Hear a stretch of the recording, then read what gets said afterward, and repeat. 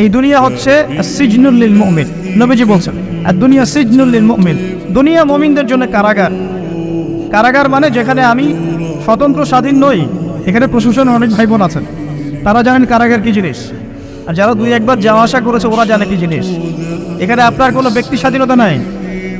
আপনি আপনার ইস্তেঞ্জা করবেন, শিশি যেতে পারবেন না, আপনি পারমিশন নিতে হবে, তারা নিয়ে যাবে, তারপরে যেতে পারবেন, তাও হ্যান্ডক্যাপ পরিয়ে। দুনিয়া সিজনুল লিল মুমিন, দুনিয়া মুমিনদের কারাগার।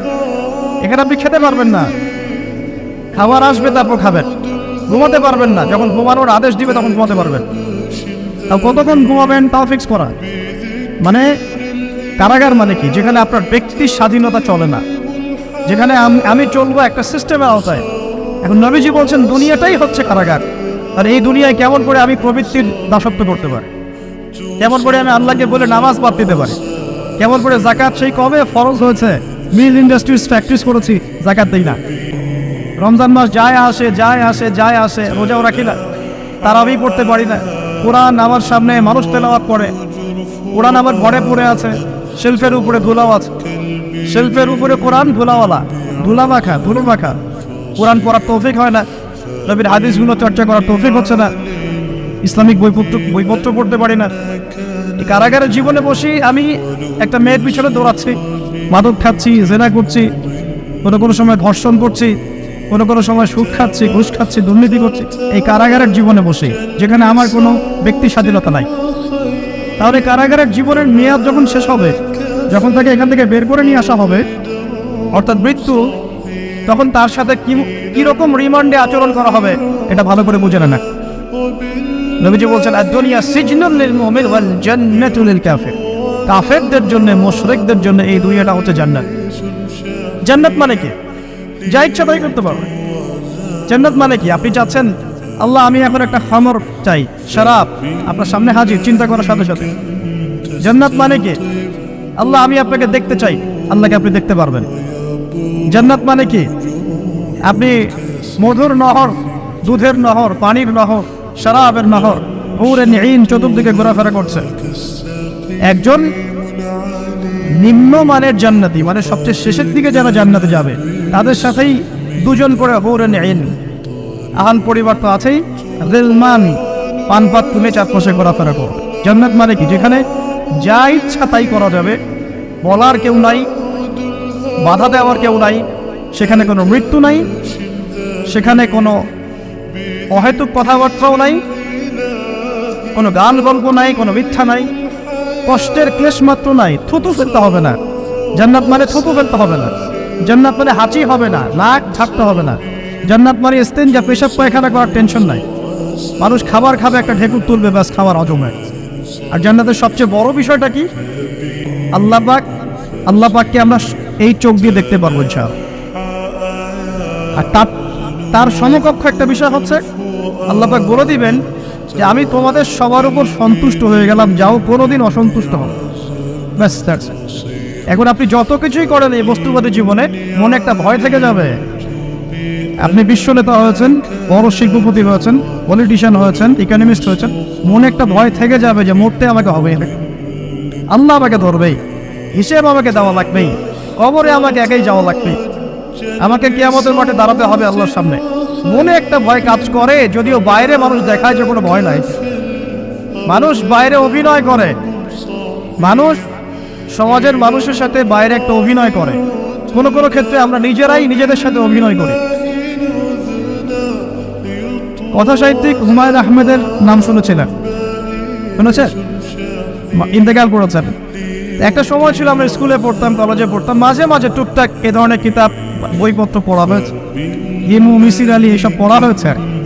শরৎচন্দ্র, বঙ্কিমচন্দ্র, রবীন্দ্রনাথ, নজরুলের কবিতাগুলো, ইভেন শেক্সপিয়ার, অ্যাডাম স্মিথ সহ, যিনি অর্থনীতির জনক। যাই হোক, তিনি তার বইয়ের মধ্যে লিখেছিলেন যে এই পুরো দুনিয়াটা হচ্ছে অভিনয়ের মঞ্চ। কথা সাহিত্যিক তিনি বলছেন তার মতো করে এই পুরো দুনিয়াটাই অভিনয়ের মঞ্চ, আর আমরা সবাই নিজ নিজ জায়গায় অন্যের সাথে অভিনয় করছি, কোনো ক্ষেত্রে আমরা নিজেরা নিজেদের সাথে অভিনয় করছি। তিনি বলছিলেন আমরা সবাই অভিনেতা, আর সবচেয়ে বড় অভিনেতা হচ্ছে পলিটিশিয়ানরা। কারণ তাদেরকে অনেক বড় মঞ্চে অভিনয় করতে হয়। এটা আমার কথা না, হুমায়ুন আহমেদের কথা, পড়ে দেখেন। তো আল্লাহ পাক পাঠিয়েছেন তার ইবাদত করতে, আর এই বস্তুবাদী জগৎ আমাদেরকে ভুলিয়ে দিল কিভাবে? কয়েকটা প্রলোভন দিল। প্রথম প্রলোভন হচ্ছে টাকা, তারপরে জীবনে কি করব প্রতিষ্ঠিত হওয়ার চিন্তা, তারপরে চাই চাই আরও চাই এই একটা আকীদা দর্শন, তারপরে আমার স্ত্রী সন্তান আহান পরিবারের কি হবে, আর আরেকটা দর্শন আছে, এটাকে বলে 4 ভাগ দর্শন। এবং দুঃখের সাথে বলতে হয় আমাদের রবীন্দ্রনাথ ঠাকুর কিন্তু এই দর্শনের মানুষ ছিলেন। 4 ভাগ কিরকম? তার কবিতা পড়লে দেখবেন লেখা আছে, দুহাতে যা পাও হাত পেতে নাও, দুহাতে যা পাও হাত পেতে নাও, বাকির খাতা শূন্য থাক, বাকির খাতা শূন্য থাক। ঠিক 4 ভাগ দর্শন। এটা ফিলোসফি পড়েছেন, এখানে অনেক টিচারও আছেন আমি জানি, তারা এই কথাগুলো বুঝবেন। 4 ভাগ দর্শন কেমন?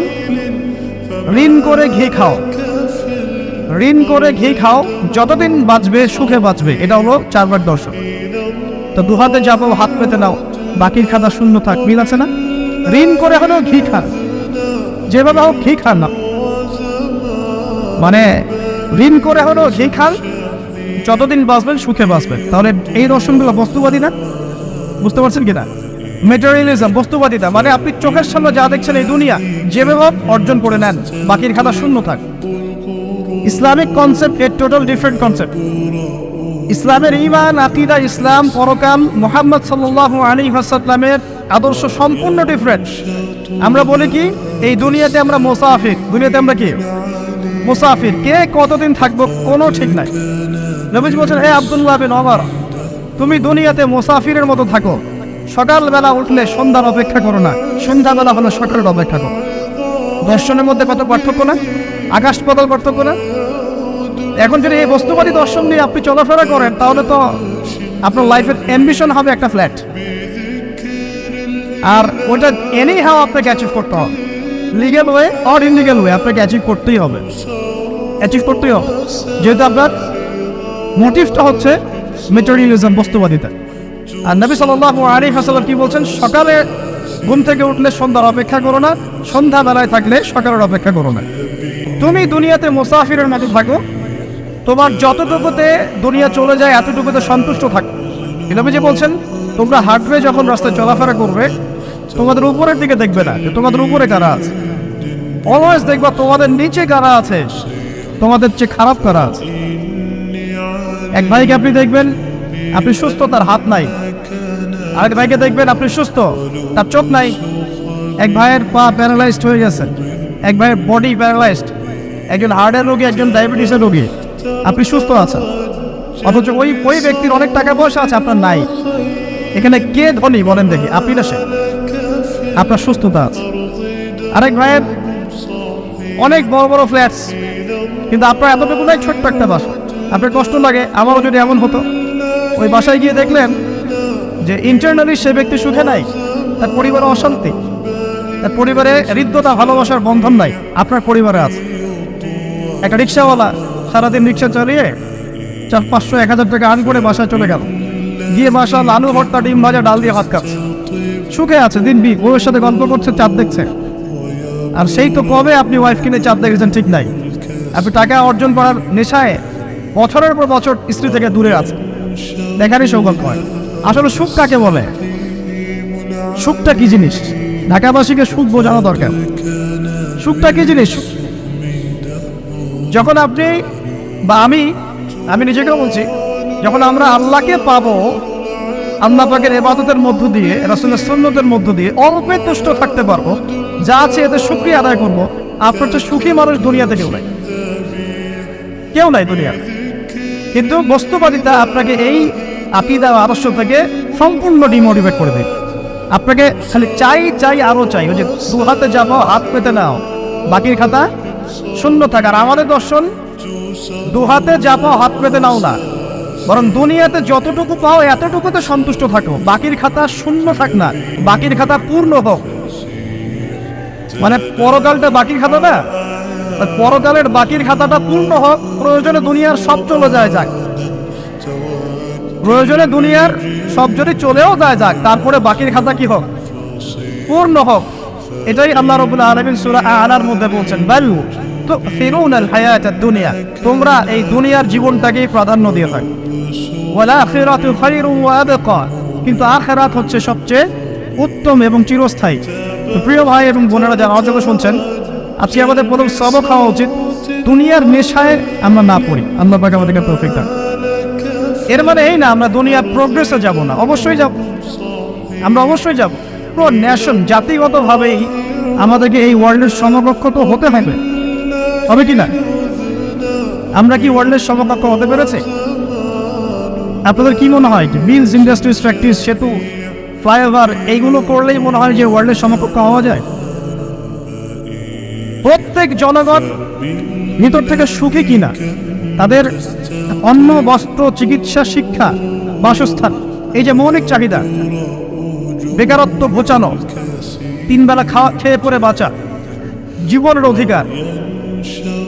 অধিকার, সিকিউরিটি, এই জিনিসগুলো আমাদের নিশ্চিত হচ্ছে কিনা, এটা হচ্ছে আপনার উন্নতির মানদণ্ড। উন্নতির মানদণ্ড কি? আমরা এখন যেখানে আছি না, 1776 সালে অ্যাডাম স্মিথ তার চেয়ে আগের জায়গায় ছিল। 1776 সালে অ্যাডাম স্মিথ একটা বই লিখেছেন, তার নাম হচ্ছে যে দ্য ওয়েলথ অফ নেশন, এই কিভাবে একটা রাষ্ট্রের ওয়েলথ ফাংশন করে। ওই 1776 সালে তিনি যে চিন্তাগুলো করেছেন, এখন পর্যন্ত আমরা সেই চিন্তা বাস্তবায়ন করতে পারি নাই। 1776 সালের চিন্তা, কিন্তু ওই চিন্তা বাস্তবায়ন করেছে পশ্চিমা সভ্যতা, যেটা আপনি দেখছেন দাঁড়িয়ে আছে এই একটা বইয়ের উপর দাঁড়িয়ে আছে। যেমন একটা এক্সাম্পল দিই, আলোচনা কঠিন হয়ে যাবে, অন্যদিকে যাব। আমরা মনে করি যে অর্থনীতি আমরা নিয়ন্ত্রণ করব, ঠিক আছে, অর্থনৈতিক পুরো বিষয়গুলো আমরা নিয়ন্ত্রণ করে আমরা সমৃদ্ধি নিয়ে আসবো। আসলে বিষয়টা কি জানেন? অর্থনীতির নিজের একটা ফ্লো আছে, ও নিজেই নিজেকে নিয়ন্ত্রণ করে, এবং তার উপর একটা ইনভিজিবল হ্যান্ড থাকে, অদৃশ্য হাত, যেটা আমরা বলি আল্লাহ রাব্বুল আলামিন। আল্লাহ রাব্বুল আলামিন এই পুরো অর্থনীতিকে নিয়ন্ত্রণ করে। আমরা যখন সেটাকে ইন্টারফেয়ার করতে যাব, তখন ইকোনমি কলাপস করে যাবে। এটি করছে কলাপস। আরো ব্যাপার আছে, শুধু ব্যবসা, অর্থনীতি, এক্সপোর্ট ইম্পোর্ট, এগুলোকে তিনি জাতির মানদণ্ড বলতেন না। তিনি বলতেন যতক্ষণ পর্যন্ত জাতির প্রত্যেক ব্যক্তির মধ্যে এথিক্স না আসবে, নীতি যতক্ষণ পর্যন্ত না আসবে, আপনি করাপশন থামাতে পারবেন না। তাই হয়েছে না? শুধু ব্যবসা না, আদর্শ কতটুকু আছে? এই যে আপনি দেখছেন বিভিন্ন জায়গায় ভেজাল খাবার খাওয়াচ্ছে, ওদেরকে টাকার অভাব আছে? ওদের টাকার কিন্তু অভাব নাই। নেম ফ্রেমের কোনো ঘাটতি আছে? এস্টাবলিশড বিজনেস, তাহলে কেন আপনাকে ভেজাল খাওয়াবে? কারণ তার মধ্যে এথিক্স নাই, নীতি নাই। এই জন্য জাতির প্রত্যেক সদস্যকে, মানে প্রত্যেক জনগণের প্রত্যেককেই আগে নীতিগত শিক্ষা দেওয়া উচিত, আর এই কাজটাই করে ইসলাম। বলে সুবহানাল্লাহ। এই এথিক্স এবং নীতি শেখায় কে? ইসলাম। ইসলামের চেয়ে সার্বজনীন হবে এবং যুগোপযোগী ভাবে কেউ এথিক্স শেখাতে পারবে না। কাগজে কলমে অনেকে অনেক কথা বলতে পারে, প্র্যাকটিক্যালি শেখাবে কে? ইসলাম। এখন বলতে পারেন তাহলে মুসলিমদের মধ্যে দুর্নীতি কেন, মুসলিমদের মধ্যে কেন এই সমস্যাগুলো হয়? উত্তর একটাই, ওই যে স্যার বলে গেলেন, আমি বিভিন্ন ওয়াজে যে এক এক জায়গায় এক এক কথা বলে। উত্তরটা কি? উত্তরটা হচ্ছে যে কোরআন এবং সুন্নাহর সঠিক যে শিক্ষাটা আছে, এই শিক্ষাটা আমরা অনেকেই বাস্তবায়ন করতে পারছি না। এটা আমাদের ব্যর্থতা। এটা কাদের ব্যর্থতা? এটা আমাদের ব্যর্থতা। এখানে আমাদের ব্যক্তির স্বার্থ থাকতে পারে, এখানে আমার জ্ঞানের স্বল্পতা থাকতে পারে, আমার ভিতরে অহংকার থাকতে পারে, বা আমি অল্প শিক্ষিত হতে পারি, এবং এমন হতে পারে আমার জ্ঞানটা যুগোপযোগী না। ইসলামিক জ্ঞান আমার মধ্যে আছে, কিন্তু কিভাবে এই জ্ঞান দিয়ে ওয়ার্ল্ডকে ডিল করবো, এই জ্ঞানটা আমার মধ্যে নাই। এই কারণে আমরা হয়তোবা ইসলাম, কোরআন সুন্নাহ হাতে থাকার পরেও এই সমস্যাগুলো ফেস করছি। প্রথম সমস্যা হচ্ছে বস্তুবাদিতা। আল্লাহ পাক আমাদের সবাইকে, যারা আলোচনা শুনছি, দুনিয়ার প্রেমিক হওয়া থেকে বাঁচাক বলে। আমি দুনিয়ার প্রেমিক না, প্রেমিক হবো কার? আল্লাহর আখিরাতে। কতটুকু দাম আছে দুনিয়ার? আল্লাহ পাক বলছেন একটা মাছির পাখার সমানও না। একটা মাছির পাখার কি দাম আছে আপনার কাছে? আল্লাহ পাক বলছেন পুরো দুনিয়ার দাম আমার কাছে যদি একটা মাছির পাখার সমান হতো, তাহলে এই দুনিয়াতে কোনো কাফের মুশরিক পানি পান করতে পারতো না। তার মানে এই দুনিয়াতে যা করো করো, আমার তো কোনো দামই নাই দুনিয়া। কালকেই তো আমি দুনিয়া ধ্বংস করবো। আর ওই যে দুই জাতির কথা বললাম, জিন এবং মানব জাতি, আপনারা সূরা আর রহমান পড়বেন। রহমান নামটা অনেক ব্যাপক, দয়াময়ের নাম, তার মানে আল্লাহ পাক মার্সিফুল, মোস্ট মার্সিফুল। কিন্তু এই সূরা আর রহমানেই একটা ভয়ঙ্কর আয়াত আছে, কি? সানাফরুগু লাকুম আইয়ুহাস সাকলান। হে মানুষ এবং জিন, হে মানুষ এবং জিন, শীঘ্রই আমি তোমাদের দুইটা জাতিকে ডিল করার জন্য ফারেক হচ্ছি, অপেক্ষা করতে থাক। মানে আল্লাহ পাক কুল্লু ইয়াউমিন হুয়া ফি শা'n, মানে আল্লাহ পাক কি করেন, সব সময় তার কাজে ব্যস্ত আছেন। মহাবিশ্বের তো গ্রহ নক্ষত্র গ্যালাক্সির অভাব নাই, মাখলুকের কোনো অভাব নাই। আল্লাহ পাক প্রত্যেকটা মুহূর্তেই তার কাজে ব্যস্ত আছে, তার কাজে শানে ব্যস্ত আছে। কিন্তু এই ব্যস্ততা থেকে ফারেক হবেন কাদের জন্য? মানুষ আর জিনের জন্য। সুবহানাল্লাহ, মানুষ আর জিনের জন্য। আল্লাহ পাক বলেন সানাফরুগু লাকুম আইয়ুহাস সাকলান। দাঁড়াও, দুনিয়ার মধ্যে এইসব করে বেড়াচ্ছ, তোমাদের দুই জাতির জন্য আমি অচিরে ফারেক হব ইনশাআল্লাহ। ওইটাই হলো কিয়ামতের দিন। যদি ওই দিনটা আমরা মাথায় রেখে চলি, ইনশাআল্লাহ আমরা কেউ বস্তুবাদী হব না ইনশাআল্লাহ। আল্লাহ পাক আমাদের সবাইকে দুনিয়া মুসাফিরের মতো থাকার তৌফিক দান। আমরা উন্নতি করব, অবশ্যই অগ্রগতি করব, আমরা সবকিছুই করব, কিন্তু দুনিয়ার পূজায় ডুবে যাব না। এটা একটা বড় চ্যালেঞ্জ। মানে মধ্যমপন্থী থাকতে হবে, না একদম গোলালু মার্কা আর না চরমপন্থী, মাঝামাঝি থাকার চেষ্টা করতে হবে। আল্লাহ তৌফিক দান। ঢাকাবাসীর জন্য এর চেয়ে বড় কোনো নসিহত হতে পারে না। ঢাকার মতো যত মানে সিটিজ, মেগা সিটিজ আছে সারা ওয়ার্ল্ডে, তাদের জন্য এটাই প্রথম নসিহত, বস্তুবাদিতা ত্যাগ করতে হবে। বস্তুবাদিতা